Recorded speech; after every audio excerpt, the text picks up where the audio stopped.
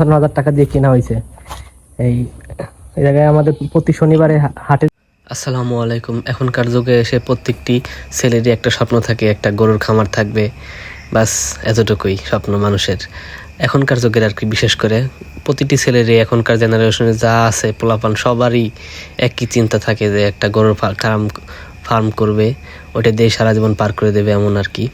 তো আমিও ব্যতিক্রম কিছু না, আমারও ছোটোবেলা থেকে ইচ্ছা একটা মানে গরু লালন পালন করা। ফার্মের চিন্তা ভাবনা তো আর বুঝতাম না তখন, গরু মানে চিন্তা ভাবনা ছিল গরু পালবো আর কি। যাই হোক, এই জন্য আর কি শুরু করছি ছোট পরিসরে আর কি, একটা দুইটা দিয়ে শুরু করছি। হয়তো বা এটা ফার্ম বলা যায় না, সাধারণ একটা দুইটা আর কি ফার্ম বলা যায়। তারপরেও শুরু করছি আর কি, ইনশাল্লাহ এটা একদিন বড় কিছু হবে। আর মানুষ তো সব কিছু বলতে পারে যে কখন কি দরকার, কখন খিদে লাগছে, কখন গোসল করতে মন চায়, কখন কি গরম লাগে, কখন ঠান্ডা লাগে, কখন পানি খাইতে মন চায়। কিন্তু এগুলো তো অবলা প্রাণী, এগুলো কিছু তো বলতে পারে না। তারপরেও যারা গরু লালন পালন করে তাদের অনেক ভাষাই, এই অবলা প্রাণীরও অনেক ভাষাই বুঝতে পারে মানুষে।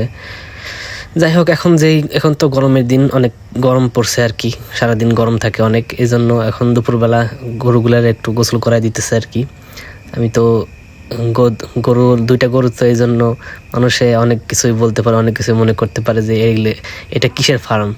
এই জন্য আর কি আমি মানুষের দেখাই না আর কি, যে দুইটা গরু আছে এটার কি দেখাবো আর কি, এই জন্য মানুষের দেখায় না।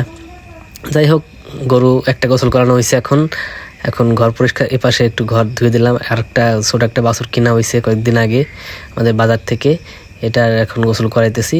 বাছুরটা 55,000 টাকা দিয়ে কেনা হয়েছে।